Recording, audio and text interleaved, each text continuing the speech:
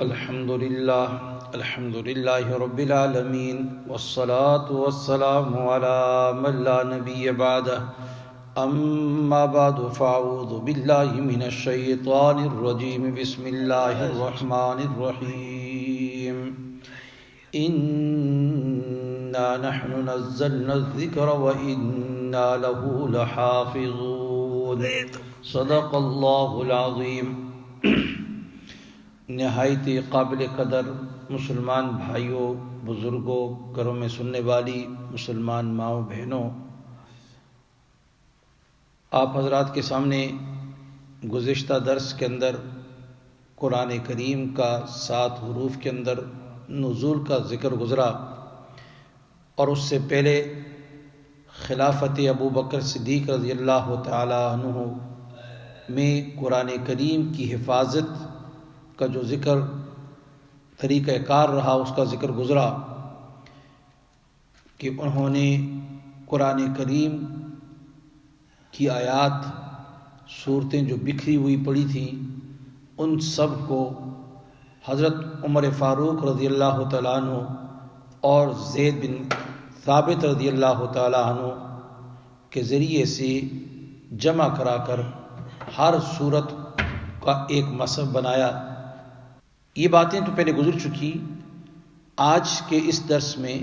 حضرت عثمان رضی اللہ تعالیٰ عنہ کی خلافت کے اندر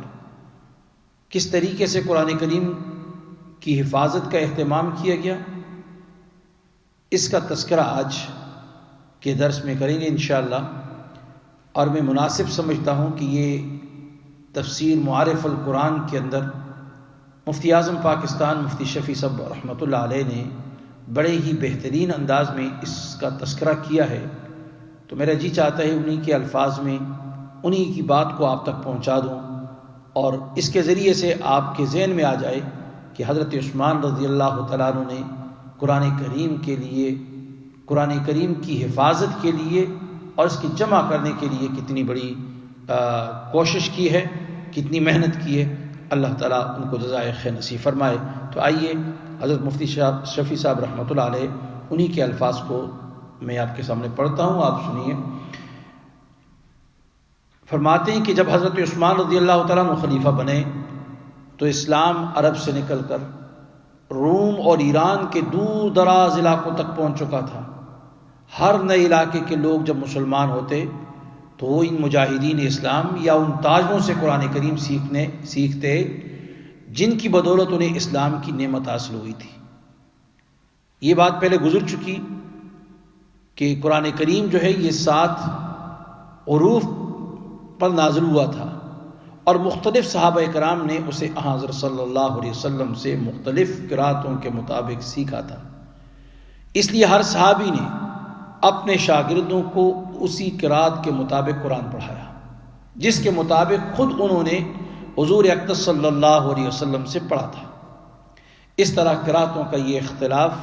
دور دراز ممالک تک پہنچ گیا، جب تک لوگ اس حقیقت سے واقف تھے کہ قرآن کریم 7 حروف پر نازل ہوا ہے، اس وقت تک اس اختلاف سے کوئی خرابی پیدا نہیں ہوئی۔ لیکن جب یہ اختلاف دور دراز ممالک میں پہنچا اور یہ بات ان میں پوری طرح مشہور نہ ہو سکی کہ قرآن کریم 7 حروف پر نازل ہوا ہے، تو اس وقت لوگوں میں جھگڑے پیش آنے لگے۔ بعض لوگ اپنی قرات کو صحیح اور دوسرے کی قرات کو غلط قرار دینے لگے۔ ان جھگڑوں سے ایک طرف تو یہ خطرہ تھا کہ لوگ قرآن کریم کی متواتر قراتوں کو غلط قرار دینے کی سنگین غلطی میں مبتلا ہوں گے، دوسرے سوائے حضرت زید رضی اللہ تعالیٰ عنہ کے لکھے ہوئے ایک نسخے کے جو مدینہ طیبہ میں موجود تھا۔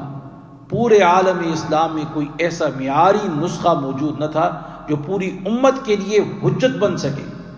کیونکہ دوسرے نسخے انفرادی طور پر لکھے ہوئے تھے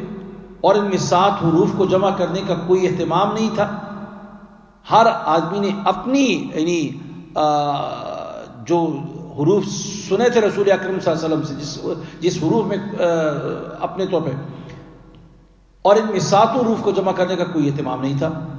اس لیے ان جھگڑوں کے تصفیے کی قابل اعتماد صورت یہی تھی کہ ایسے نسخے پورے عالم اسلام میں پھیلا دیے جائیں جن میں 7 حروف جمع ہو اور انہیں دیکھ کر یہ فیصلہ کیا جا سکے کہ کون سی قرات صحیح اور کون سی غلط ہے۔ حضرت عثمان رضی اللہ تعالیٰ عنہ نے اپنے زمانہ خلافت میں یہی عظیم الشان کارنامہ انجام دیا۔ اس کی تفصیل حضرت مفتی صاحب رحمۃ اللہ علیہ اس کی تفصیل حضرت مفتی اعظم پاکستان مفتی شفیع صاحب رحمۃ اللہ علیہ لکھتے ہوئے فرماتے ہیں کہ روایات حدیث سے یہ معلوم ہوتا ہے کہ حضرت حذیفہ بن یمان رضی اللہ تعالیٰ ارمینیا اور آذربائیجان کے محاذ پر جہاد میں مشغول تھے۔ وہاں انہوں نے دیکھا کہ لوگوں میں قرآن کریم کی قراتوں کے بارے میں اختلاف ہو رہا ہے۔ چنانچہ مدینہ طیبہ واپس آتے ہی وہ سیدھے حضرت عثمان رضی اللہ تعالیٰ کے پاس پہنچے اور جا کر عرض کیا، امیر المومنین، اس سے قبل اس کے کہ یہ امت اللہ کی کتاب کے بارے میں یہود و نصارہ کی طرح اختلافات کی شکار ہو، آپ اس کا علاج کیجئے۔ حضرت عثمان رضی اللہ تعالیٰ نے پوچھا، بات کیا ہے؟ حضرت حذیفہ رضی اللہ تعالیٰ نے جواب میں کہا کہ میں آرمینیا کے محاذ پر جہاد میں شامل تھا، وہاں میں نے دیکھا کہ شام کے لوگ ابی بن کعب رضی اللہ تعالیٰ کی قرات پڑھتے ہیں جو اہل عراق نے نہیں سنی، اور اہل عراق عبداللہ ابن مسعود رضی اللہ تعالیٰ کی قرات پڑھتے ہیں جو اہل شام نے نہیں سنی۔ اس کے نتیجے میں ایک دوسرے کو کافر قرار دے رہے ہیں۔ حضرت عثمان رضی اللہ تعالیٰ عنہ خود بھی اس خطرے کا احساس پہلے ہی کر چکے تھے۔ انہیں یہ اطلاع ملی تھی کہ خود مدینہ منورہ کے اندر ایسے واقعات پیش آئے ہیں کہ قرآن کریم کے ایک معلم نے اپنے شاگردوں کو ایک قرات کے مطابق قرآن پڑھایا اور دوسرے نے دوسری قرات کے مطابق۔ اس طرح مختلف اساتذہ کے شاگرد جب باہم ملتے تو ان میں اختلاف ہوتا، اور بعض مرتبہ یہ اختلاف اساتذہ تک جا پہنچتا اور وہ بھی ایک دوسرے کی قرات کو غلط کرا دیتے۔ جب حضرت حذیفہ بن یمان رضی اللہ تعالیٰ عنہ نے بھی اس خطرے کی طرف توجہ دلائی تو حضرت عثمان رضی اللہ تعالیٰ عنہ نے جلیل القدر صحابہ کو جمع کر کے ان سے مشورہ کیا اور فرمایا کہ مجھے یہ اطلاع ملی ہے کہ بعض لوگ ایک دوسرے سے اس قسم کی باتیں کہتے ہیں کہ میری قرات تمہاری قرات سے بہتر ہے، اور یہ بات کفر کی حد تک پہنچ سکتی ہے، لہٰذا آپ لوگوں کی اس بارے میں کیا رائے ہے؟ صحابہ اکرام رضوان اللہ تعالی علیہم اجمعین نے خود حضرت عثمان رضی اللہ تعالیٰ سے پوچھا کہ آپ نے کیا سوچا ہے؟ حضرت عثمان رضی اللہ عنہ نے فرمایا کہ میری رائے یہ ہے کہ ہم تمام لوگوں کو ایک مصحف پر جمع کر دیں تاکہ کوئی اختلاف اور افتراق پیش نہ آئے۔ صحابہ نے اس رائے کو پسند کر کے حضرت عثمان رضی اللہ تعالیٰ عنہ کی تائید کر دی۔ چنانچہ حضرت عثمان رضی اللہ تعالیٰ عنہ نے لوگوں کو جمع کر کے خطبہ دیا اور اس میں فرمایا کہ تم لوگ مدینہ طیبہ میں میرے قریب ہوتے ہوئے قرآن کریم کی قراتوں کے بارے میں ایک دوسرے کی تکذیب اور ایک دوسرے سے اختلاف کرتے ہو، اس سے ظاہر ہے کہ جو لوگ مجھ سے دور ہیں وہ تو اور بھی زیادہ تکذیب اور اختلاف کرتے ہوں گے، لہذا تمام لوگ مل کر قرآن کریم کا ایسا نسخہ تیار کریں جو سب کے لیے واجب الاقتداء ہو۔ اس غرض کے لیے حضرت عثمان رضی اللہ تعالیٰ عنہ نے حضرت حفصہ رضی اللہ تعالیٰ عنہ کے پاس پیغام بھیجا کہ آپ کے پاس حضرت ابوبکر صدیق رضی اللہ تعالیٰ عنہ کا تیار کرائے ہوئے جو صحیفے موجود ہیں وہ ہمارے پاس بھیج دیجئے، ہم ان کو مصاحف میں نقل کر کے آپ کو واپس کر دیں گے۔ حضرت حفصہ رضی اللہ تعالیٰ عنہ وہ صحیفے حضرت عثمان رضی اللہ تعالیٰ عنہ کے پاس انہوں نے بھیج دیے، اور حضرت عثمان رضی اللہ تعالیٰ نے 4 صحابہ کی ایک جماعت بنائی جو حضرت زید بن ثابت رضی اللہ تعالیٰ عنہ یہی ہیں جنہوں نے حضرت ابوبکر صدیق رضی اللہ تعالیٰ عنہ کے خلافت کے زمانے میں قرآن کریم کی جمع کرنے میں اہم کردار ادا کیا، حضرت عبداللہ بن زبیر رضی اللہ تعالیٰ عنہ، حضرت سعید بن عاص رضی اللہ تعالیٰ عنہ، اور حضرت عبد الرحمن بن حارث بن ہشام رضی اللہ تعالیٰ عنہ پر مشتمل تھی۔ اس جماعت کو اس کام پر مامور کیا گیا کہ وہ حضرت ابوبکر صدیق رضی اللہ تعالیٰ عنہ کے صحیفوں سے نقل کر کے کئی ایسے مصاحف تیار کریں جن میں صورتیں بھی مرتب ہوں، اور ان 4 صحابہ میں سے حضرت زید انصاری تھے، باقی تینوں حضرات قریشی، اس لیے حضرت عثمان رضی اللہ تعالیٰ عنہ نے ان سے فرمایا کہ جب تمہارا اور زید رضی اللہ تعالیٰ کا قرآن کے کسی حصے میں اختلاف ہو، یعنی اس میں اختلاف ہو کہ یہ کون سا لفظ کس طرح لکھا جائے، تو اسے قریش کی زبان کے مطابق لکھنا۔ کیوں؟ اس لیے کہ قرآن کریم انہی کی زبان میں نازل ہوا ہے۔ ان حضرات نے کتابت قرآن کے سلسلے میں یہ کام سر انجام دیے۔ پہلا کام تو انہوں نے یہ کیا کہ حضرت ابوبکر صدیق رضی اللہ تعالیٰ کے زمانے میں جو نسخہ تیار ہوا تھا اس میں صورتیں مرتب نہیں تھی، ترتیب کے ساتھ نہیں تھی، بلکہ ہر صورت الگ الگ لکھی ہوئی تھی۔ ان حضرات نے تمام صورتوں کو ترتیب کے ساتھ ایک ہی مصحف میں لکھا۔ ایک دوسرا کام انہوں نے کیا کہ قرآن کریم کی آیات اس طرح لکھی کہ ان کے رسم الخط میں تمام متواتر قراتیں سما جائیں، اس لیے ان پر نہ نقطے لگائے گئے اور نہ حرکات، زبر زیر پیش، تاکہ اسے تمام متواتر قراتوں کے مطابق پڑھا جا سکے۔ مثلا ننشرھا یہ ایک لفظ ہے، اب ننشرھا کے نون دونوں جو ہیں اس کے اوپر بھی نقطہ نہیں ڈالا، شین کے اوپر بھی نقطہ نہیں ڈالا، تو ظاہر ہے اب جب پڑھنے والا ہے تو یہ ہر قرات میں اپنے طور پہ اس کو پڑھ سکتے ہیں۔ اس کو ننشرھا بھی پڑھا جا سکتا ہے، ننشزھا دونوں طرح پڑھا جا سکتا ہے، کیونکہ دونوں قرات تو ہی درست ہیں۔ تیسرا کام، اب تک قرآن کریم کا مکمل معیاری نسخہ جو پوری امت کی اجتماعی تصدیق سے تیار کیا گیا صرف ایک ہی تھا۔ ان حضرات نے اس نئے مرتب مصحف کی ایک سے زائد نقلیں تیار کی۔ عام طور سے مشہور یہ کہ حضرت عثمان رضی اللہ تعالیٰ نے 5 مصاحف تیار کرائے تھے، لیکن ابو حاتم سجستانی رحمۃ اللہ علیہ کے حوالے سے مفتی شفیع صاحب رحمۃ اللہ علیہ فرماتے ہیں کہ کل 7 نسخے تیار کیے گئے تھے، جن میں سے ایک مکہ مکرمہ میں، ایک شام، ایک یمن، ایک بحرین، ایک بصرہ اور ایک کوفہ بھیج دیا گیا تھا، اور ایک مدینہ طیبہ میں محفوظ رکھا گیا تھا۔ اور نمبر 4،